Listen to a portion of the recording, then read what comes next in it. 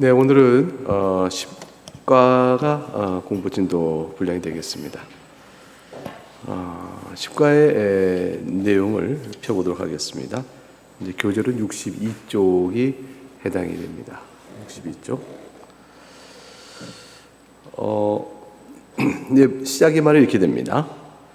웜 우드에게 이스쿨테이프가 트림 트위즈라는 역시 악한 영이죠. 그걸 통해서 이야기를 전해드린 얘기를 합니다. 아주 기뻤다. 뭐가 그렇게 기뻤을까? 환자가 즉 악한 영으로 끌어올 대상이에요. 아주 바람직한 친구를 새로 사귄 데다가, 이 바람직하다는 말은 누구 관점일까요? 악한 영의 관점이죠. 우리를 보면 바람직하지 않은 사람들이에요. 근데 악한 영이 볼 때는 아주 바람직한 친구를 새로 사귄 데다가 그런 사귐의 기회를 네가 잘 이용했다. 자, 그럼 이건 우리가 이제 믿음의 사람들이, 이제 이때 환자는 이미 신자가 된 사람입니다. 교회 출석해요. 교회 출석하는 신자 생활하고 있는 사람에게 있어서 악한 영이 볼 때 바람직한 친구와의 사귐이 우리가 있긴 있는 거죠. 근데 그 사귐이 왜 이루어질까? 그건 이제 학교에서 맺어진 관계 속에서 친구라는 관계 때문에 악한 영이 볼 때는 바람직하고, 뒤집어 얘기하면 성령의 관점에서 보게 되면 바람직하지 않은 거예요. 하나님 보실 때는 바람직하지 않은데, 이런 여러 성격을 갖고 있는, 성질을 갖고 있는 자들이 있는데 악한 영이 볼 때는 바람직해요. 그런데 이게 왜 그러냐면 사회적 관계 안에서 맺어지는 거죠. 그리고 또 직장 관계 안에서, 일반적 사회관계에서 이렇게 맺어지게 되는 경우가 있는데, 그런 기회를 잘 활용하라. 우리에게 있어서는 신자 공동체 안에서 사귀어지는 관계를 떠나서 교회 바깥에 믿지 않는 사람들과의 관계를 맺으며 살아가게 될 때에 그들과의 관계는 어떻게 유지해야 되는가라는 것에 대한 이제 지혜가 필요한 부분이 생기는 거예요. 그런데 여기서 사귄다라는 것은 어떻게 그들과 관계를 맺을까라는 답에 있어서 사귐으로 넘어갔다는 것은, 사귐에 표현됐던 것은 좀 더 가까이 개인적 관계가 좀 깊어진 거죠. 그래서 생활적인 영향을 서로 주고받게 되는 단계로 넘어가게 된 형편을 얘기하는 겁니다. 자, 환자의 사무실 들렸던 그 중년 부부야말로 중년 부부다. 우리가 속에 싶은 종류의 인간들이다. 악한 영이 바람직한 사람들이에요. 이 사람들은 어떤 사람이길래 그럴까? 잘 보세요. 도덕적 타락을 얘기하지 않습니다. 부유합니다. 똑똑합니다. 근데 겉으로만 지성적이지 세상 만사에 영리한 의심을 품는 사람들 말이지. 그러니까 회의적이고 의심 품고 비판 잘하는 내 머리가 빠른 사람들이에요. 부유하고 똑똑하다고 하는데 지성적으로 보게 되면 자기 중심의 입장에서 세상 만사에 대하여 의심을 하는데 영리한 의심이라. 이것도 이제 항상 누구의 입장에서 영리하다 싶은 거냐면 악한 영이 볼 때 영리한 거예요. 악한 영이 볼 때 그렇지, 그렇게 머리를 돌려야지, 이런 데에 머리가 빠른 사람들이지. 근데 이 중년 부부가 심지어는 막연한 평화주의자다. 이 막연하면 근거 없다는 거예요. 평화에 대한 막연한 평화주의자가 정보를 입수겠다. 그 밑에 이제 설명이 나옵니다. 도덕적 근거 때문에 평화주의를 사랑하는 사람이 아니고, 이 도덕적 근거 때문에 평화주의를 사랑하면요, 이거는 되게 은혜 안에 있는 사람은 신앙의 덕목의 기초에서 화평케 하는 방향으로 나가게 되어집니다. 이거 성령의 열매죠. 성령의 9가지 열매 가운데 화평, 이게 딱 들어가잖아요. 그러니까 그런 신앙적 덕목에 기초한 도덕적 변화로 화평을 추구하는 사람이 아니고, 그런 것이 아니고, 어떤 의미에서 평화주의자냐? 그것은 대중과 관계 있는 거라면 무엇이 하찮게 여기는 뿌리 깊은 습관. 그거 보통 사람 하는 말인데 그 신경 쓸 거 없어. 라는 식으로 툭 넘겨버리는 의미에서의 대범한 또는 평화적인 태도, 또는 유행에 불과한 문학적 공산주의. 이 문학에 불과한, 이건 뭐냐, 유행에 불과한 문학적 공산주의라는 것은 당시 이제 그 하나의 문학적 상상력 속에서 공산주의의 사상과 철학과 그려낸 이상이 도덕적 탁월성이요, 그게 좋다라고 생각해서, 그럼 다툼이 없고 시비가 없고 계급적 갈등이 없는 공산주의를 만드는 게 좋은 거 아니냐, 이러한 의미에서의 현실에 뿔 기초두지 않은, 현실에 뿔 내리고 있지 않은, 구체적이지 않은 그러한 문학적 상상에 기초한 또는 그 철학적 이상을 따라가는 그런 의미에서의 공산주의적인 위세, 그 영향을 입어서 평화주의적 관점으로 끌고 가는 사람, 그런 사람들이니, 이런 사람들은 우리가 잘 그 사람들과 교제할 때 환자의 영혼에 우리 마음대로 좀 이렇게 조정해 보면 좋은 환경을 준단다. 이제 문제는 왜 이런 사람들이 그런 환경을 줄까? 이제 이게 우리가 관심이죠. 일단은 보세요. 이 사람들은요, 세상적으로 볼 때는 그게 문제는 도덕적인 측면을 지적하는 게 아무것도 없어요. 그냥 부유하고 똑똑하고 이제 지성적인 풍모를 사실 막 나타내고 머리도 잘 쓰고 참 똑똑해 보이게 영리하고, 그다음에 공산주의적인, 말하자면 이상을 또 추구해서 말도 할 줄 아는 사람, 재밌기도 하고 뜨겁기도 하고 아주 고개를 볼 수도 있죠. 그런데 이런 사람과 관계하는 동안에 오히려 악한 영의 기회가 틈탈 수도 있다. 이제 어떤 맥락에서 그럴까요? 자, 너도 맨 밑에 줄, 환자의 사회적, 성적, 지적 허용을 아주 잘 이용했던 모양이다. 사회적, 성적, 지적. 이게 이제 지적에서는 지성적인 허용, 성적인 것은 종족에 의한 허용이고, 사회적 허용은 것은 관계에 의해서 있는 거예요. 자, 그런 것들이 인간의 인생을 총체적으로 다 구성하고 있는 내용들이죠.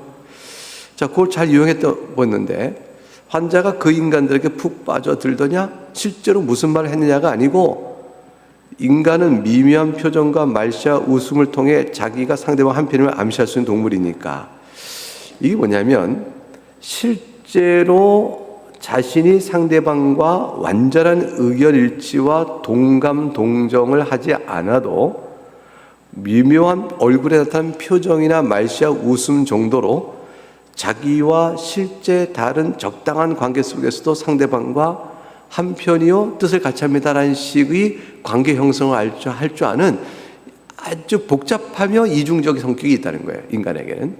그래서 계속 읽어볼게요. 환자 자신은 자기가 그들과 한편이 되고 싶어 한다는 걸 명확히 깨닫지 못하고 있으니만큼 너는 이 무의식 생각이 무심코 드러날 수 있도록 특별히 부추겨야 한다. 이 말 자체는 무슨 말인지 문맥상 파악이 잘 안 될 거예요. 그런데 오히려 자기가 어떤 생각을 하고 있는지 선명히 깨달을 때가 되면 이미 돌이켜 오려는 상황이 되어 있도록 말이야. 자, 이 내용은 함축적으로 설명해서 그 다음에 이어지는 설명을 봐야만, 거꾸로 봐서 볼 때만 무슨 말인지 이해가 됩니다. 이 번역서라는 이제 한계도 있지만, 이 번역서 갖고 나름대로 이제 내용을 추적하는 수밖에 없죠. 우리가 다 영어 원서를 볼 수 있는 건 아니니까요. 자, 물론 새 친구들의 말에 깔려 있는 전제들이 자신의 신앙과 정면 배치된 사실은 금방 알고, 그건 아닌데 불편한 마음을 갖고 거부감하고 저항하게 되고 관계 형성 안 될 거라는 거예요. 그러니까 자기 신앙과 정면 배치된 사실을 환자도 금세 깨닫게 되겠지만, 그걸 드러내놓고 인정하는 사태만 지연시킨다면 적당한 이 관계 안에 그를 붙들어줄 수가 있어라는 거예요. 여기서 이제 내 속마음은 다르지만 이 정도라면 내가 당신하고 관계하는데 견딜만 하지라는 어느 정도의 그 상황을 지금 제시해 보겠다는 거예요. 예컨대 수치심이니 자존심이니 예절이니 허영 같은 것들만 잘 건드린다면 식은 죽 먹기 좀 쉬운 일이야. 지연되는 기간이 길면 길수록 환자는 자꾸, 여기부터 보세요, 진심을 가장해야 하는 일장에 처하게 된다. 자기 진심이 있는데 상대방과의 관계 안에서 진심과 다르지만 상대방의 관계를 유지시켜가는 일들을 자꾸 연장해 갈 때 내 마음에 수치심, 자존심, 예절, 허영 같은 것들이 작용해서 저 사이의 관계를 내가 내 진심 때문에 끊는다면 내가 오히려 수치를 당할까? 내가 지금 아니라고 하면 오히려 자존심이 좀 상하는 문제인데 상대방의 예절 때문에 이거는 불편하지만 그냥 일단 가야지. 내가 저자하고 내 속마음은 다르지만 저자하고 잘 지낼 수는 있어. 라는 등등 어떤 허영. 이런 어떤 몇 가지 생각들 때문에 진심을 가장하면서 상대와 함께 불편한 관계를 이어져 가는 걸 연장해 갈 수 있도록 끌고 가라는 거예요. 그래서 상대방에게 이거는 다른데 내가 그걸 따라갈 수 없어요. 그건 아닌 것 같습니다. 라는 식의 결정을 못하도록 질질 끌고 가는 거죠. 왜 그럴까? 이제 이 악한 영이 보는 건 뭐냐면 그렇게 끌고 가는 시간이 지나면 그 시간이 그 사람은 본래 그렇지 않은데 가고 있는 것으로 출발했다 할지라도 나중엔 그 시간이 그 사람이 그런 사람인 것으로 만들어버리게 된다는 거예요. 이제 그거를 보는 거죠. 이제 보게 되면 계속 볼게요.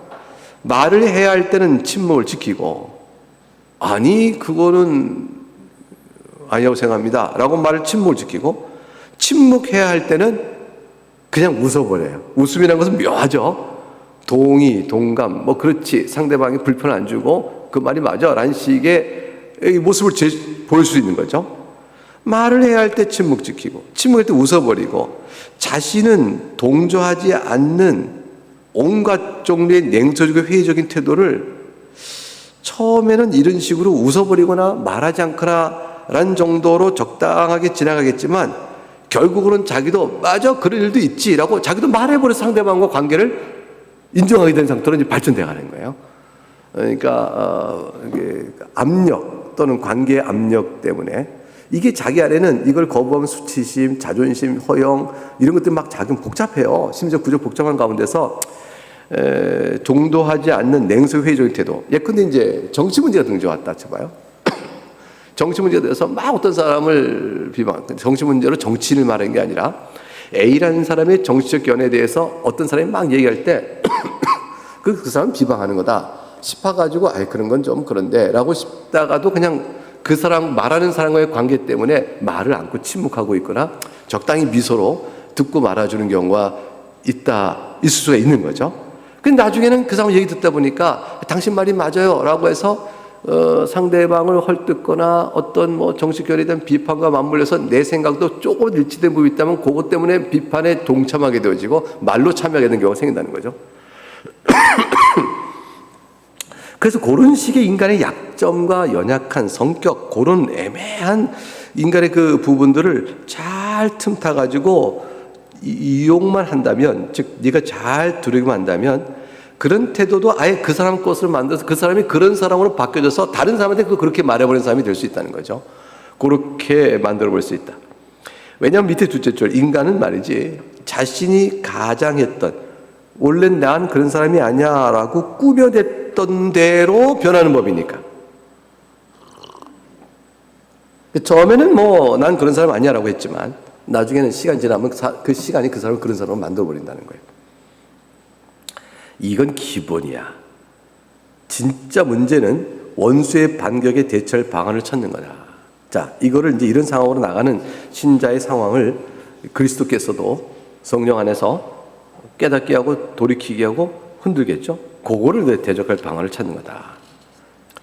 자, 그래서 어떻게 하냐면 그 다음 쪽 보죠. 무엇보다 먼저 이 새로운 즐거움이라는 것은 이제 악한 영의 입장에서 즐거움이에요. 근데 그 사람도 여기에 들어갈 때 새로 이제 관계 안에서 새롭게 얻어진 특성들이 있는 거죠. 그걸 하나의 유혹이다. 이거 신자로서는 합당치 않은데 이러면 안 좋은데 이런 점을 가능한 늦게 깨닫게 하거나 이제 음담 패설을 한단 말이에요. 사람들이 모여서 그럼 이제 친구들이나 직장 안에서 음담 패설하고 신자가 듣고 이렇게 하기에 좀 불편한 많은 얘기들 오고 가는데 그냥 그걸 이제 침묵하거나 미소로 화답하거나 어쩌고 그러다가 근데 말이야 신자도 연약하니까 순간 말에 끼어 동참하거나 이렇게 되어지면서 슬슬 나간 동안에 새로운 즐거움이라고 악한 영이 볼 때 표현했던 대로 이제 빠져갈 수 있는데,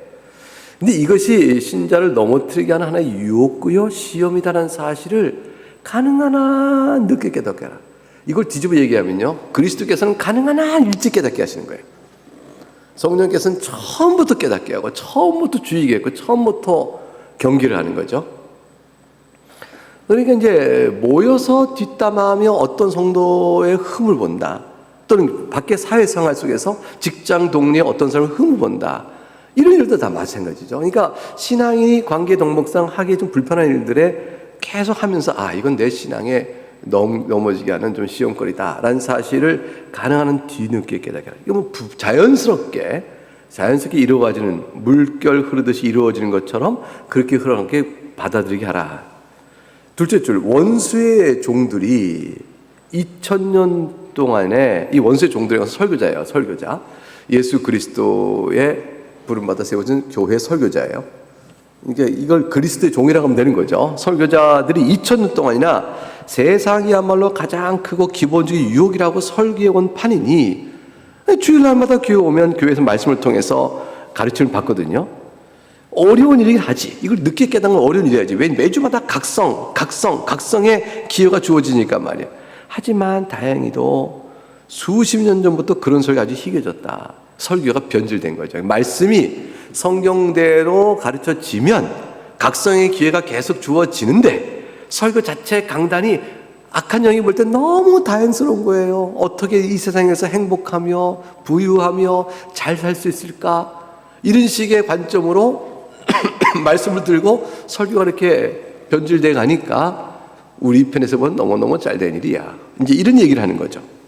결국은 교회 문제로 넘어가 버렸죠. 그리고 현대 기독교 서적이라는 것도 가만히 보면 물신을 다룬 것들이 많은 반면, 물신이란 건 뭐예요? 그래서 재물을 신으로 섬기는 거예요. 세상 재물을 신으로 섬기니까 번영신학, 어떻게 하면 하나의 복을 주셔서 너를 부유케 하느냐, 뭐 이런 등등이죠. 그런 것들을 다루는 것들이 참 많다.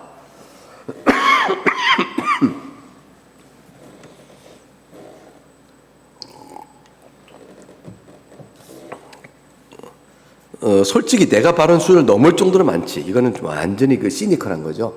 악한 영이 볼 때 만족할 정도는 바른 수준은 뭐겠어요. 넘치도록 또 타락하기 싶은 것인데, 그만큼 기독교 서적이라고 나와 있는 것들 가운데서 악한 영이 만족할 수준만큼 방향이 잘못된 게 많다. 이제 이거는 C.S. 루이스가 요 가로역의 말을 딱 악한 영이 입을 집어넣어서 자기가 보는 현재 기독교의 영적 상태에 대한 비판점을 이렇게 넣는 거죠. 세속적 허영, 친구 선택법, 시간의 중요성, 이것들을 예전처럼 경과하는 책이 거의 없어. 어떻게 친구를, 어떤 사람과 함께 교제해야 되느냐, 기독교는 시간을 어떻게 써야 하느냐, 세속적 허영을 경계하라, 이런 걸 해주는 책이 거의 없다. 이런 것들은 죄다 내 환자가 이제 그 다음부터 보세요. 소위 청교도주의라고 분류하는 범죄에 들어간 것들 말이지. 이 청교도주의라는 것은 퓨리타니즘이죠. 청교도 그러면 세속적으로 어떤 교회적으로 어떻게 낙인을 딱 찍어놨냐면, 근엄하고 절제하고 엄격한 생활 속에 자기를 가두어 율법주의적으로 살아가면서 세상과 행복과 즐거움에 거리둔 아주 고답적이고 말하면 바리새적이며 그래서 상종하기가 불편한 그러한 불루한 늘 우울하고 이렇게 세상에 들어와 있는 수도자 같은 그런 사람을 사는 사람들이지 라는 식으로 낙인을 찍혀서 청교도주의 이런 식의 말을 했는데, 그거야말로 좋은 거라는 거예요. 그래서 신앙인이 이 세상에서 사람들과 교제든 또는 뭐 신자 안의 교제도 마찬가지예요. 주제가 이렇게 우리가 볼 때 신자로서 불편하고 마땅치 않은 것들로 교제가 형성되어지고 그걸 행하고 이런 일들. 그래서 이제 뭐 경건과 주일에 예배 빠지고 나가서 놀러 가지 않은 일에 이 다반사가 되는 일에 슬슬 빠져가는 것도 마찬가지예요. 어떤 일이든지 그런 일들을 하는 일에 아니다. 이렇게 말하면 과도한 금욕주의적 이렇게 비판하면서 그런 식의 책들마저 희귀한 그 책들마저 눈에 보이지 않도록 버려버리는 거죠. 이렇게 그렇게 만들라라는 거예요. 그렇게 만들라. 그래서 이제 이 악한 영이 말하기 이렇게 말해요. 덧붙이자면 이 청교도주의란 말에 부여한 가치말로, 부여한 가치란 게 지금 제가 말한 낙인이에요. 그런 그 일반 사람들이 말하는 것. 근데 악한 영이 볼 때는 귀한 가치예요. 정말 그 좋은 가치가 부여졌어. 지난 100년 사이에 우리가 얻어낸 확실한 승리가 아니겠느냐. 그러니까 청교도적 신앙생활을 멀리하라. 이 청교도 신앙생활은 한마디로 그리스도의 은혜에 대한 충만한 감사에 젖어 눈물과 회심의 삶 속에서 살아가는 경건자의 행복을 추구하고 가르치는 게 청교도 신앙이에요.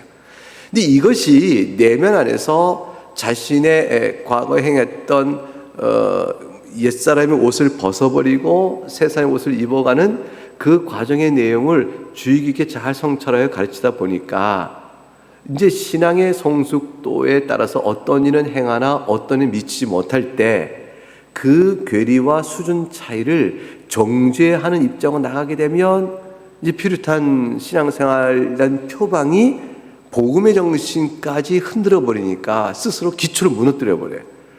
그런데 이 청교도 들 가운데 그런 데까지 나간 사람도 있었어요. 그런데 그것이 아니고 그런 은혜에 따라 살아야 될 아름다운 경건을 통한 신앙생활의 행복과 즐거움을 추구해 가면서 연약한 자들에게 그리스도의 은혜 안에서 이 살아가는 행복이 얼마나 좋은가를 일깨워 권면하고 가르치면서 서로 그리스도의 사랑이 얼마나 큰가를 자꾸 드러내 끌어가는 관계의 청교도 생활은 신앙생활이요 성경적 교훈에 그대로 맞는 생활이에요. 그러니까 그 청교도의 많은 강조점은 다 십자가부터 시작되거든요. 십자가, 부활, 생명.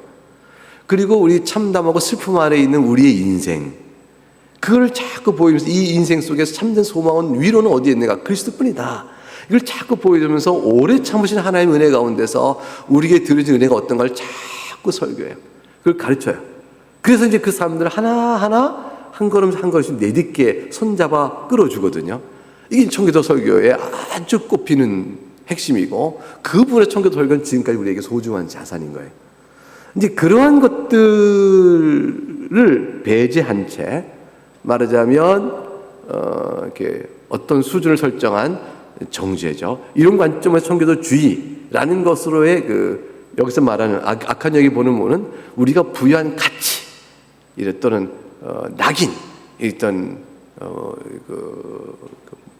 경멸, 청교도주의자이다 이런 식의 경멸, 이런 것들을 끌어서 아예 청교도적 이런 경건주의적 신앙생활에 대한 관심의 기회를 끊어버려라. 거기 가지 못하게 하라.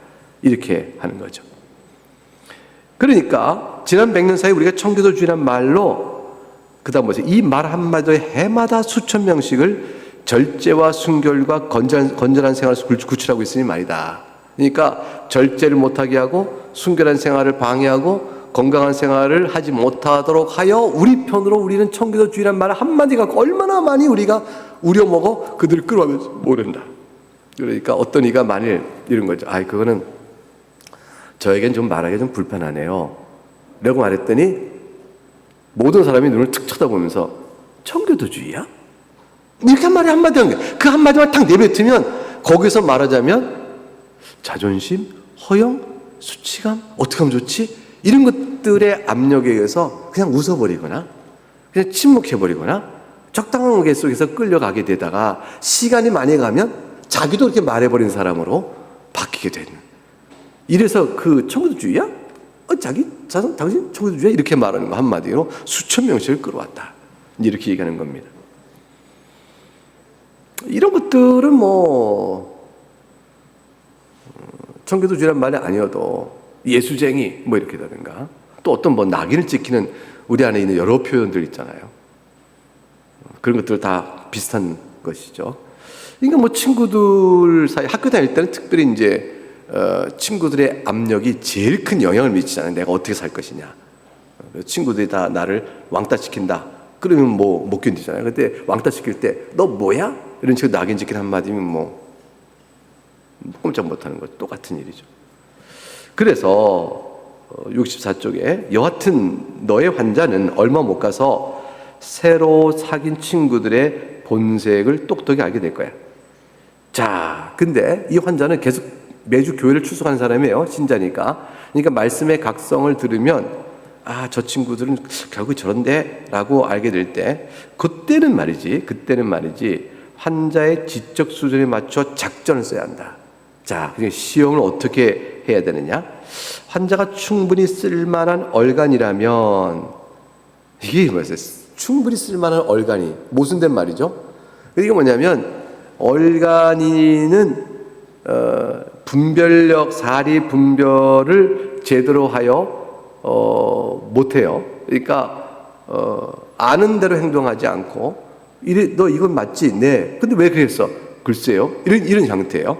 근데 충분히 쓸만하다는 것은 이제 악한 영의 입장이죠. 악한 영의 입장에서 보면 아 너의 성질이 요 정도라면 아 그렇다면 내가 그걸 이용할 수 있지. 예를 들어서 구체적으로 친구들이 곁에 없을 때만 그들의 본질을 깨닫게 하고 혼자 있을 때 또는 교회 와 있을 때 말씀 들을 때는 아 내가 저 친구들과 내가 그 무리들이 말이야 아 이거 참 불편한 사람들이야 별로 좋은 사람들이 못 되는데 그걸 보게 하고 함께 어울릴 때는 모든 비판력을 싹 머릿속에 지워지게 하는 거지. 오 그래 뭐 어쩌저쩌 그냥 교제 안에 뭐 이 정도 교제 안에서만 노는 거죠. 그럼 혼자 있을 때는 저들은 좀 그런데 그럼 이중성을 띠게 되는 거죠. 이 작전만 성공하면 환자가 꽤 오랫동안 이중적인 생활을 하며 살도 유연할 수 있어요. 왜냐하면 이 환자 항상 무슨 생각하냐면 혼자 있을 때는 진심, 이게 내 진심이야. 그리고 저들 같이 있을 때는 내 진심이 아닌데 저들과 함께 어울리고 있을 뿐이야 라는 생각을 하게 되니까 진심과 그 위장 이런 둘 사이 속에서 왔다 갔다 하면서 살아가니까 한편으로 자기 위로가 남게 되는 거예요. 내가 분명히 분별은 하고 있어. 그래서 시간과 함께 마음소리는 같이 가면서 그러나 속으로는 뭐냐면 분별은 하고 있어. 이런 생각으로 계속 가게 되니까 꽤 오랜 동안 끌려갈 수가 있게 된다는 거죠. 그래서 밑에 둘째 줄 환자는 어떤 교제권에 속한 사람을 만나냐에 따라서 매번 다른 사람처럼 행동해야 될 거야. A 타입, B 타입, C 타입. 그래서 이쪽 사람과는 이런 식으로 저쪽 사람은 저런 식으로 그렇게 매번 다른 사람인 것처럼 행동하게 될 거지. 이건 단지 다른 사람처럼 보이는 데서만 그치는 일이 아니다. 이렇게 되다 보면 잘 들어라. 정말로 매번 다른 사람이 그 사람이 된 거야. 그러니까 이게 없다는 거지. 뭐냐면 자기 진심은 여기 있고 그때마다 있어서 이건 다 내가 아니고 내가 아니다라고 아무리 말을 해도 악한 영이 볼 때는 그렇게 시간이 가면 그게 너고 그게 너다가 되는 것이지 이건 아니고 이건 아닌데 나는 따로 있어. 이게 안 되게 된다. 이 분별이 처음에는 가능할 것 같고 처음에는 그렇게 시작한다 할지라도 나중에는 그게 너가 된다는 거예요. 그게 너다. 이제 이게 그렇게 얘기하는 거죠. 혹시 이 작전이라도 실패하면 좀 더 교묘하고 재밌는 방법을 써보거라. 그것은 뭐냐면 이거는 조금 더 교묘한 거예요. 이 처음 거는 뭐냐면 자기 이중성을 이렇게 혼돈하게끔 만드는 거고 그 다음에 것은 뭐냐면 자기 이중성을 감지하는데 그걸 오히려 즐기게 만들어라 하는 거예요. 이거 허영심이죠. 이게 영적 허영심이에요. 내가 비록 좀 불편하고 타락한 사람들과 교제하고 있지만 나는 이 사람들과는 달라. 난 넉넉히 이길 수 있어. 라는 식으로 자신 안에 영적 허영심을 갖게 만드는 거예요. 그래서 이중적 생각이 나와요. 어떻게 나오냐면 보세요. 주일입니다. 식료품 가게 주인 옆에서 기도합니다. 이게 영적인 거죠. 경건하죠. 그런데 그 주일 바로 몇 시간 전인 토요일 밤에는요. 도회적이고 냉소적인 세계를 즐기는 거죠. 그러니까 토요일 밤에 쾌락의 세계 속에서 자기를 던지며 즐긴 사람이 주일날 식료품 가게 주인 옆에서 경건한 기도를 한다는 것은 이건 사실 이중적인 것인데 그 가게 주인이 정오지 자기가 토요일 밤에 어떻게 지는지 알 수 없을 터이니 그 앞에서 경건한 기도를 올리면서 그 이중적인 자기 태도에 대하여 오히려 쾌감을 느끼게 하라. 이걸 이렇게 되면 이제 돌이키기 어려운 상태로 가는 거예요, 사실은. 그러니까 처음에 사람 부르면 나는 내 자신 지킬 수 있어 라고 생각하다 그러나 그게 바로 당신이야 이렇게 되므로 순간 충격을 받고 돌아선다면 기회가 있는데 오히려 후자인 사람은요 다 알면서도 그렇게 하기 때문에 자극, 그 충격이 돌아오는 기회가 상대적으로 더 적어요. 그래서 반면 존경스러운 친구들과 함께 커피를 마실 때는 음담패설과 신성모독적인 이야기를 즐겨하는 것이다. 존경스러운 친구인데 왜 음담패설과 신성모독 얘기를 해? 이 존경스러운 누구 관점이 존경스러운 거죠? 악한 영. 악한 영이 볼 때 아하 존경스러운 친구들이구만 할 만한 사람이에요. 뭐냐면 음담패설과 신성모독의 이야기를 함께 커피 마시면서 기득기득하게 하는 겁니다. 그러면서도 한편은 자신이 뭐라고 하냐면 저들은 이해하지 못한 내면의 깊고 영적인 세계를 나는 알고 있다 라는 식으로 자기 허영심을 갖게 하는 만드는 거예요. 그러면서 그 차이를 왔다 갔다 온탕 냉탕 말하면 이것을 경건과 타락, 정욕 이 사이를 왔다 갔다 하면서 자기의 만족을 느끼며 쾌감을 오히려 쾌감이라는 말은 이제 악한 영의 표현이죠. 그 사이에서 안도와 만족과 즐거움을 얻게끔 해라. 이제 감이 좀 잡히느냐? 수준에 따라서 이 이중적 생활을 가만히 자극시키고 이렇게 해줘서 끌어가라는 거예요. 한편으로는 세속적인 층을 만나고 다른 한편은 가게 주인을 만나는 가운데 환자는 이른바 주변의 두 세계를 다 포용하고 있는 완전하고 균형 잡힌 복합적 인간인 듯이 착각하게 만들고 그 안에서 자기 즐거움과 자기 성숙을 얘기하게 하는 것이죠. 그리고 이처럼 최소한 두 집단의 인간들을 끊임없이 배신하면서도 부끄러워하기는커녕 내심 자기 만족에 취하게 한다는 말씀이지. 마지막으로 이런 방법들이 죄다 실패했을 때는 양심의 소리를 무시한 채 이제 양심의 소리를 완전히 돌처럼 또는 화이 맞은 자처럼 무디게 만드는 거죠. 새로 사귄 친구들과 교절 속에 계속해놔도 설득해야 한다. 아예 이제 이런 두 경험을 다 실패하면 영적인 무감각성으로 밀어버린다는 거죠. 그들과 함께 칵테일 마시고 농담에 웃어준다는 것은 뭐라고 꼬집어 말할 수는 없어도 여하튼 좋은 일이야 이렇게. 그리고 반면에 그렇게 하지 않는 것은 그야말로 깐깐하고 속 좁고 이게 깐깐하고 속 좁고 이걸 뭐죠? 청교도주의라는 식으로 이렇게 마음에 부담을 갖게 만들어라.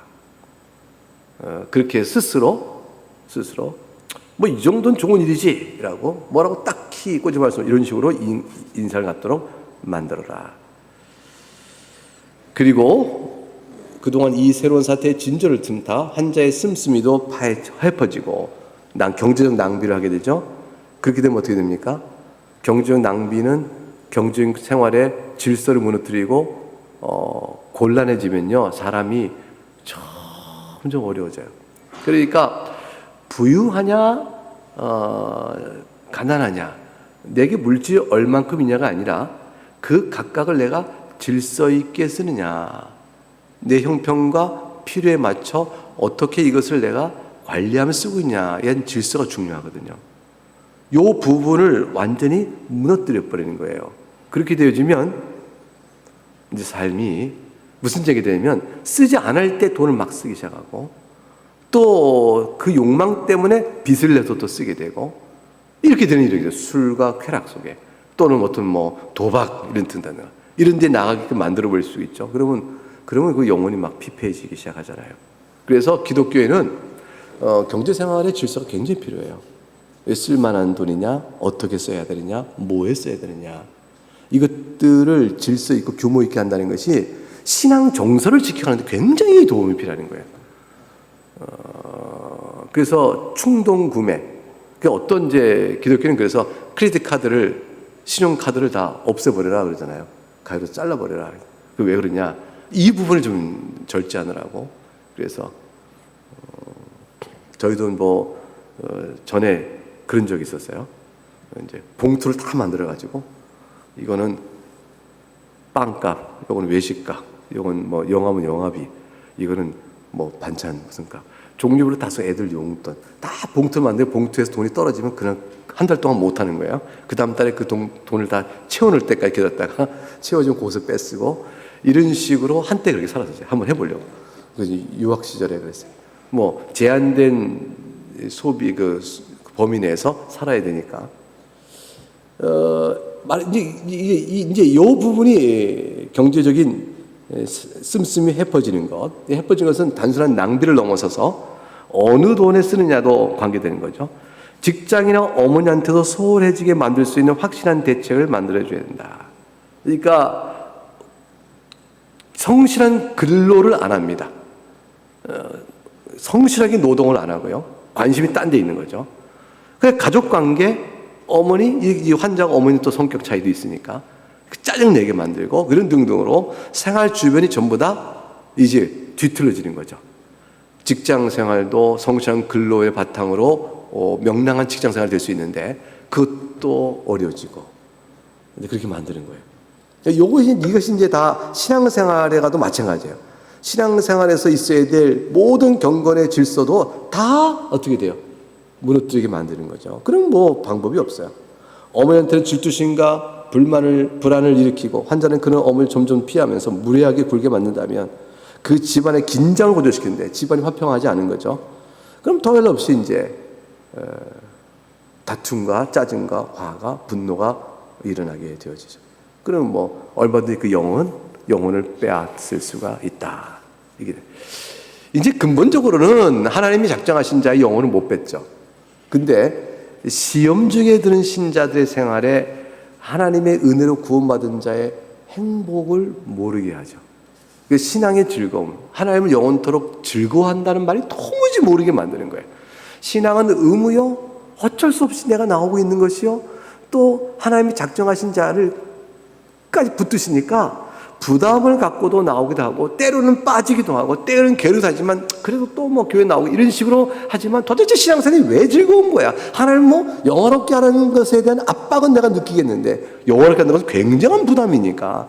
그런데 하나님을 영원토록 즐거워한다는 게 도대체 뭔지 하나도 모르게끔 다 앗아가 버리는 거죠. 이제 그렇게 만들면 적어도 악한 영 입장에서는 빼앗지 못해도 고통은 주는 거죠. 이제 그렇게 해보겠다 이런 식의 얘기가 될 것입니다. 결국은 관계 안에서 어떤 사람과 관계를 맺어가면서 사느냐에 따라서 들어오는 여러 유혹과 시험 그런 것들을 우리 십가에서는 살펴서 보고 있었다 이렇게 생각할 수 있습니다. 여러분들에게는 어떠신지요? 요 적용점이 우리에게 악한 영들은 그렇게도 시험이 온다라는 사실을 생각해 보면서 저 자신과 또 여러분 각각과 또 주변의 다른 사람들에게도 우리가 바라볼 때 또는 권면할 때 어찌해야 될 것인가를 또 교훈이 얻어졌으면 좋겠습니다. 예, 유익이 있길 바라겠습니다. 기도하겠습니다.